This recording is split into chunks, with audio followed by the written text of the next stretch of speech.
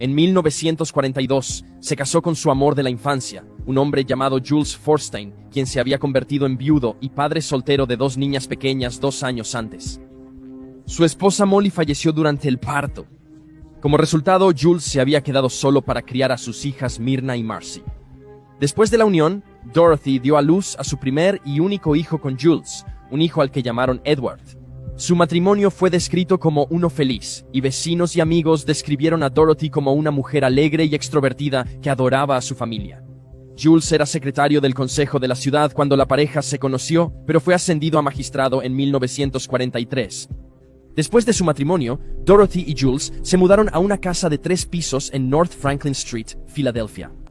El 25 de enero de 1945, Dorothy, de 36 años, dejó a los niños con un vecino para hacer recados. Cuando regresó a casa esa noche, fue golpeada severamente por un intruso no identificado.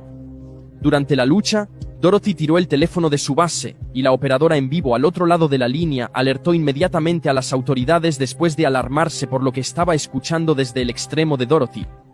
El agresor desconocido huyó al sonido de las sirenas de la policía, dejando a Dorothy viva, pero apenas. Había sido agredida tan brutalmente que sufrió una nariz y una mandíbula rotas, una conmoción cerebral y un hombro fracturado. Afortunadamente, Dorothy superó el ataque y se recuperó por completo. Sin embargo, cuando la policía la interrogó, no pudo identificar ni describir a su atacante, diciéndole a los investigadores: «Alguien me atacó por sorpresa. No pude ver quién era, solo me golpeó. Y me golpeó». Notablemente, nada había sido robado de la casa, y no había señales de entrada forzada, un hecho que las autoridades encontraron muy peculiar. Al hablar con los vecinos, los oficiales descubrieron que tenían un testigo, pero nuevamente, ella no pudo identificar ni describir al agresor. La vecina explicó que había visto a alguien caminando con la señora Forstein o siguiéndola de cerca mientras ella caminaba hacia su puerta principal. Sin embargo, la vecina no le dio importancia ya que no le pareció inusual. Fue solo después de que se corrió la voz sobre el ataque a Dorothy que la testigo creyó que lo que había visto podría ser importante. Después de los eventos de esa noche, la madre de 3 hijos de 36 años se volvió ansiosa y retraída. Se sobresaltaba ante cualquier sonido repentino, por más leve que fuera, y revisaba 2 y 3 veces que todas las puertas y ventanas de la casa estuvieran cerradas por la noche. Tomó varios años para que Dorothy volviera a parecerse a su antiguo yo, pero tristemente, otra tragedia estaba a la vuelta de la esquina. El 18 de octubre de 1949, Jules salió de casa para asistir a un banquete político. Myrna, la hija mayor de la pareja de 19 años, también se fue a dormir a casa de una amiga. Cerca de las 9 de la noche, Dorothy llamó a una amiga para planear ir de compras al día siguiente. Hay informes contradictorios sobre cuándo Jules llamó a Dorothy esa noche. Artículos recientes señalan que llamó a su esposa entre las 5 y las 6 de la tarde. En ese instante, estaba por dejar su oficina rumbo al banquete. No obstante, recortes de periódicos de 1949 señalan que él la llamó cerca de las 10 p.m., una hora antes de que llegara a casa. Sin embargo, los artículos coinciden en que Dorothy parecía perfectamente bien y de buen ánimo cuando él la llamó. Jules se sorprendió al llegar a casa cerca de las 11 de la noche y encontrar a Marcy y Edward solos en una habitación. La pareja estaba acurrucada, asustada y llorando. Mamá se ha ido. Alarmado por lo que decían, Jules registró la casa buscando a su esposa y luego llamó a varias amigas de Dorothy en un intento por localizarla. Pero nadie la había visto ni oído hablar de ella esa noche, salvo la amiga con quien tenía planes. Asustado por la seguridad de su esposa, Jules llamó al capitán de la policía local y le informó de la situación. En cuestión de horas, se movilizó un equipo de búsqueda. Se llevaron a cabo búsquedas extensas en el vecindario local y más allá. Los investigadores distribuyeron la descripción de Dorothy a los grupos de aplicación de la ley en 8 estados del este, mientras buscaban en hospitales psiquiátricos, morgues y hoteles en todo el país en busca de cualquier señal de la mujer de 40 años. Pero cada vez se fueron con las manos vacías. La única pista de las autoridades provino de Marcy, de 9 años, quien dijo que un ruido la despertó en la noche. Unos 15 minutos antes de que Jules llegara a casa, Marcy había salido de su habitación al pasillo, donde había visto a un hombre de mediana edad, de la edad de su padre, subir las escaleras y entrar en la habitación de su madre. Vio a su madre tendida en el suelo y le dijo a las autoridades que parecía enferma. Poco después, el hombre alzó a Dorothy y la puso sobre su hombro. La mujer de 40 años no se movió, y el hombre, que llevaba una gorra marrón con visera, fue a llevarla escaleras abajo. Cuando Marcy preguntó qué estaba haciendo, el hombre la acarició en la cabeza y le dijo: «Vuelve a dormir, pequeña. Tu mamá está bien». Marcy recordó que nunca había visto al hombre antes. Los investigadores no creyeron inmediatamente esta historia, señalando que los niños son propensos a tener imaginaciones salvajes y excesivas. Pero después de que Marcy se reunió con un psiquiatra, se confirmó que la pequeña parecía estar diciendo la verdad. Notablemente, en ambos incidentes, el secuestro y la agresión no se llevaron objetos de la escena, descartando el robo como un motivo.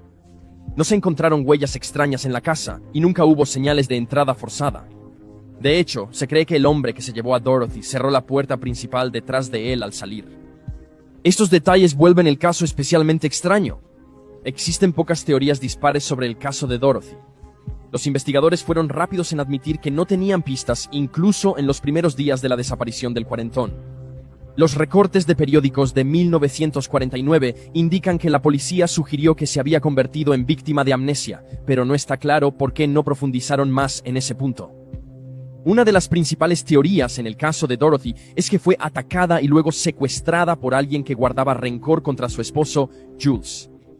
Se ha nombrado como posible sospechoso a Morris Anmuth, un vendedor de textiles que, después de ser sacado de una multitud enardecida, supuestamente fue golpeado durante 20 minutos por 2 oficiales de policía.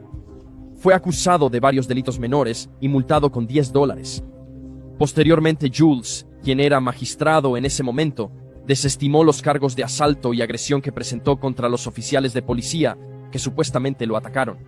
Sin embargo, nunca hubo ninguna evidencia que conectara a Anmuth con la escena del asalto o el secuestro. Otra teoría sugiere que Jules pagó a alguien para hacerle daño a su esposa. Los detectives de Sillon han propuesto la idea de que Dorothy debía ser asesinada durante el primer asalto, pero por un golpe de suerte logró sobrevivir. Como resultado, se pagó a un sicario para que volviera a la escena y terminara el trabajo. Sin embargo, se ha señalado que Jules habría sabido cuánto tiempo le tomaría poder declarar a Dorothy muerta o acceder a cualquiera de sus activos, si ella simplemente hubiera desaparecido. Si iba a beneficiarse de este plan, le habría convenido más que encontraran el cuerpo de su esposa. También se ha sugerido que quizás Dorothy fingió su desaparición, posiblemente debido a problemas financieros, o tal vez ya no quería vivir su vida con miedo. Se ha sugerido que dejó a sus hijos atrás porque no quería enfrentar ningún tipo de cargos por secuestro si la descubrían, o tal vez sentía que tenía más posibilidades de desaparecer si se iba sola. En 2003, un blogger de American Hauntings escribió sobre el caso de Dorothy. Sin embargo, después de publicar su segmento, recibieron una carta agradable y no amenazante de un abogado que actuaba en nombre de la familia Forstein, quien solicitó que se eliminara la publicación. Según informes, otros medios y bloggers que reportaron el caso también recibieron estas solicitudes. No está claro por qué la familia Forstein no desea que se reexamine el caso. Podría ser que no quieran abrir viejas heridas, pero aún así parece una acción extraña. Después de la desaparición, Jules ofreció una recompensa de $1,000 por información que llevara a un arresto, pero luego retiró este dinero porque lo necesitaba. Curiosamente, cuando Jules murió en 1956, dejó una herencia valorada en $4,906 a sus hijos. Eso es el equivalente moderno de alrededor de $50,000.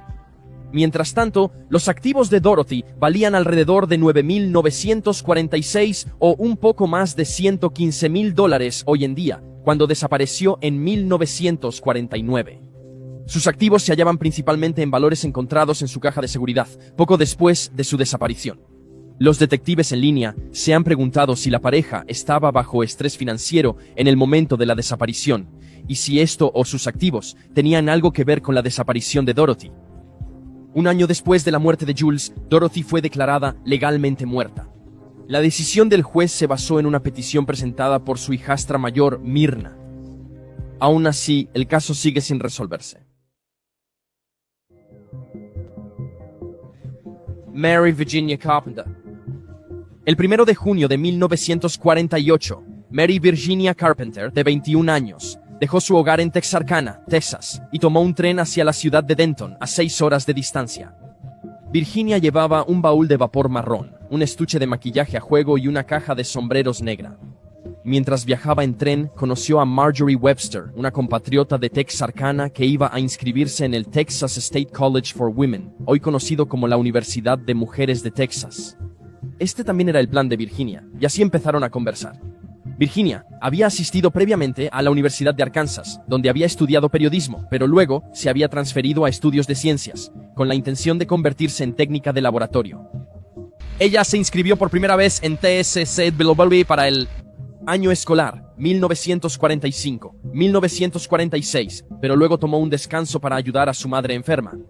Su padre había muerto cuando Virginia tenía solo 15 años, y ella era hija única, dejándola como la única persona disponible para cuidar a su madre. Lo bueno de quedarse en casa, sin embargo, es que le permitió ahorrar más dinero para su educación. Virginia asistió al Texarkana Junior College por un tiempo antes de inscribirse en TSCW para el verano de 1948. Planeaba comenzar su formación como técnica de laboratorio en el otoño. En la estación, Virginia y Marjorie acordaron compartir un taxi hasta el campus. Sin embargo, cuando llegaron, la joven de 21 años se dio cuenta de que había olvidado revisar su equipaje y le preguntó al taxista, Edgar Ray Jack Zachary, cuánto costaría volver a la estación de tren. Marjorie le preguntó a Virginia si quería su compañía en el viaje de regreso, pero Virginia le dijo, no, iré sola. Estaré bien. Como resultado, la pareja se separó y Virginia volvió a la estación. Aquí, descubrió que su equipaje aún no había aparecido. Un asistente en la estación de tren le dijo que su baúl no llegaría por un tiempo más, por lo que Jack Zachary, el conductor del taxi, se ofreció a recogerlo por ella en la mañana. Virginia le dio su boleto de estación con el número de su habitación del dormitorio y su nombre al reverso, mostrando su conformidad. También le dio $1 para cubrir el gasto de viaje de él, haciendo este viaje separado por ella. Eran alrededor de las 9:30 de la noche cuando Virginia llegó a Brackenridge Hall en la universidad. Según la declaración posterior de Zachary a la policía, el joven de 20 años salió del taxi y se acercó a dos hombres que estaban cerca de un convertible de color amarillo o crema. Se describió que el vehículo podría ser un Pontiac, y Zachary afirmó que uno de los hombres era alto, mientras que el otro era corpulento. Según informes, Virginia parecía conocerlos. Al acercarse preguntó, ¿qué hacen aquí? Como si le sorprendiera verlos allí. Zachary se fue cuando empezaron a hablar. Al día siguiente recogió el baúl de vapor de Virginia y lo dejó en el césped frente al edificio.